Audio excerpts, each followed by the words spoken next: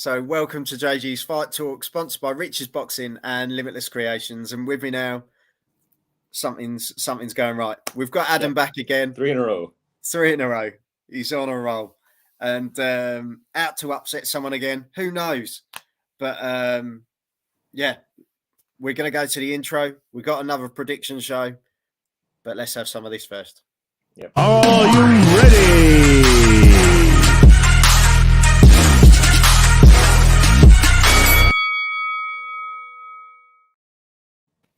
Adam, over to you. Another very intriguing fight on the 19th of March, 2022.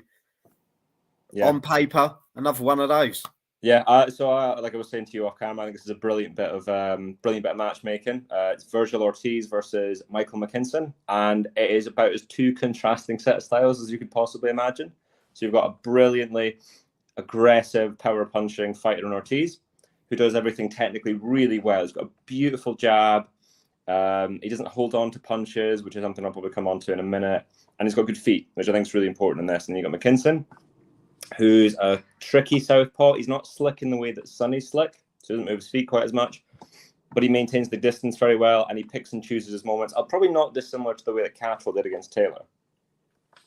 I think it's a brilliant bit of matchmaking. I think for Ortiz, I think what they're looking to do is they're trying to pitch him against the tricky, awkward, difficult southpaw in preparations if he gets the Spence or if he gets the Crawford fights.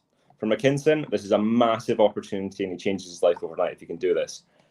In terms of if I think he can do this, but there is a but. And again, I would love to see Mckinson to get this. I'm really struggling to see how he does this. There's a couple of things that you're looking at as well. So you got, first of all, the glaringly obvious one is the power disparity.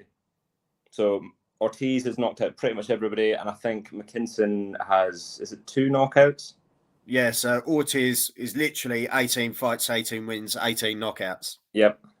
Yeah. Clean as it goes. Mckinson, 21 fights, 21 wins, 2 knockouts. So it's more based on that boxing ability. Yeah. Don't get me wrong, knockouts can come out any time. Yeah, absolutely. As we know in the world of boxing. Jordan Gill, perfect example. When you're against a guy like that, that's He's scary. Got a solid chin. It's the punch output as well. So if you watch Mckinson, he was really good at controlling the tempo of the fight, and he wins the fight off landing like really effective shots without throwing lots. Ortiz, on the other hand, is very effective in that he's got heavy hands, but he puts them together, and his jab is an absolute killer. And while the jab itself isn't quite as effective against the southpaw, with the way that Mckinson's front hand isn't necessarily tight, it's kind of a bit more up and down. I think if Ortiz can time his jab and basically just keep everything coming down the middle with straight shots, he makes this really, really difficult for Michael. And I think we were kind of saying about holding on to punches, and a lot of that is when a guy is a really heavy puncher, they tend to like really load up, and you can see it coming.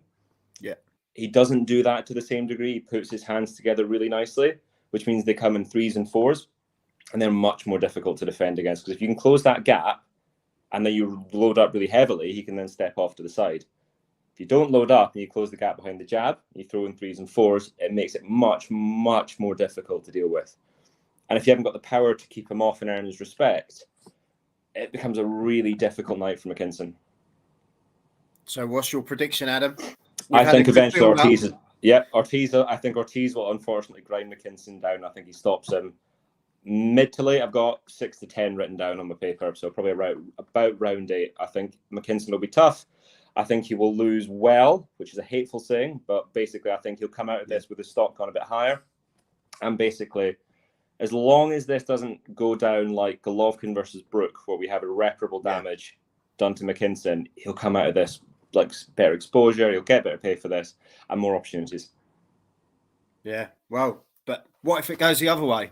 Ortiz Jr., what if he loses, If he loses, this would be, I would struggle to find a bigger upset, because I can't see him being knocked out. And we know what Americans are like with their styles. They hate tricky back foot fighters, and they love come forward styles. So Mckinson would have to put on an unbelievable performance to get this on the scorecards. But if Mckinson wins this, he might get a shot at, Crawford or Spence or somebody like that, or even a vacant title shot in at welterweight. That changes your life. And where does Ortiz go? Probably the rematch. Knowing boxing these days, there'll be a bloody rematch clause. Oh, yeah, they're everywhere. Bastards. I know. Yeah, but no, I think you're right, Mckinson. I think he'll show his boxing style. I think he'll come across really well. But as you say, down the road in the fight, I think that's where Ortiz Jr. is just going to show. Yeah, that it's a jump as well. To go from Chris Congo is a really, really good fighter, really underrated fighter. But to go from he's not Ortiz. He's not Ortiz. I mean, I only think there's maybe 3 welterweights in the world I would pick to beat Ortiz, and that's Crawford, that's Boots, and that's Spence. I don't even think I would pick Ugas at this stage. Oh, that'd be a great fight. I'd love to see it. But I think that's the jump we're talking. Well, let's leave it there then. That's it. Adam has spoken. So, if you agree with us, chuck it in the comments. If you don't, chuck it in the comments. Yep. Let us know. Let us know what you think, how this fight's going to go. Very interesting one. Ortiz Jr. versus Mckinson. As we say, tough one on paper, but fights aren't on paper. But Adam, thank you very much for joining me. And I'll see you soon. Cheers, man. Take care, mate. Thank you. Are you ready?